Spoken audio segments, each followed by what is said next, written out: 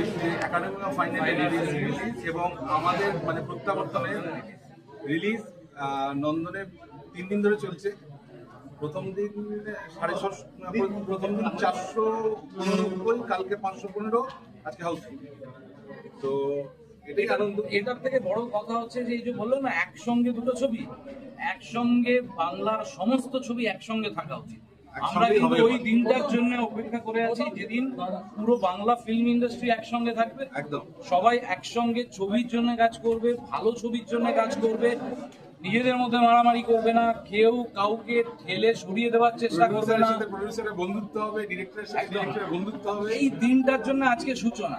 আজকে আমরা যেটা এবং এই প্রডিউসারের সাথে যেমন এই ডিরেক্টরের বন্ধুত্ব, আমি প্রার্থনা করবো যাতে সেম প্রতিটা ডিরেক্টরের সাথে প্রতিটা প্রডিউসারের ঠিক এই বন্ধুত্বটা হয়। কাঁধে কাঁধ মিলিয়ে লড়তে হবে বাংলা ছবির জন্য, কারণ আমরা বাংলা ছবিকে আবার একটা নতুন জায়গায় নিয়ে যেতে পারবো বলে আমার দৃঢ় বিশ্বাস।